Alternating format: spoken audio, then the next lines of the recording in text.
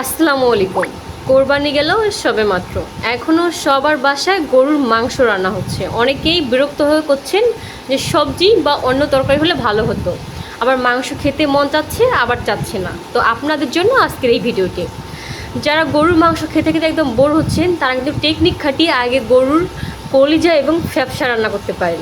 এটা গরুর মাংস না, তবে ভালো তরকারি, মানে গরুরই কিছু অংশ। তো আমিও জীবনের ফার্স্ট টাইম গরুর কলিজা এবং ফ্যাপসা রান্না করতেছি। তো গরুর মাংস বিশেষ করে আমাকেও আর খেতে ভালো লাগতেছে না, কিন্তু কিছুদিন ধরেই খাচ্ছি।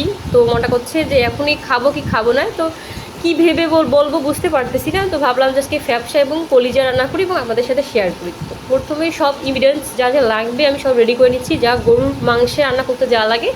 তো সবই এখান থেকে শুধু অ্যাড করছি লেবুর একটু টুকরা, কারণ হচ্ছে কলিজার একটা গন্ধ থাকে, যা একটু লেবুর রস দিলে একটু চলে যাবে।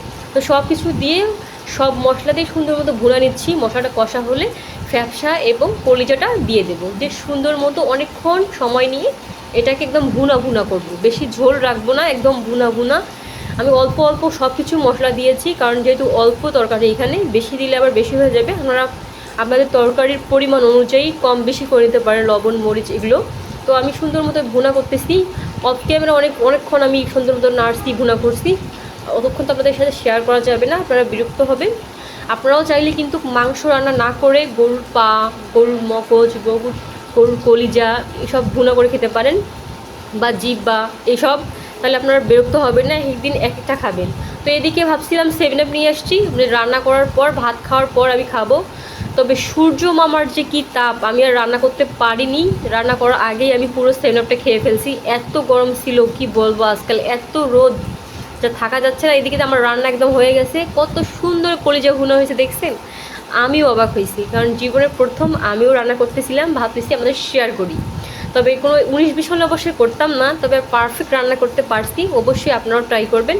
তো ভাবলাম যে ভুনায় রাখি, তবে আমার মা বলতেছে যে ভুনো তরকারি কেউ খেতে পারবে না, কারণ আমাদের সবারই ঝোল লাগে। ঝোল ছাড়া তরকারিটা মেখে খেতে শান্তি পাই না আমরা। তো এই জন্য একটু ভুনা না করে আমি একটু ঝোল ঝোল করতেছি। তবে আপনারা অবশ্যই ভুনা ভুনা করবেন, কারণ ভুনা ভুনা করলে কলিজার স্বাদটা বেশি পাবেন।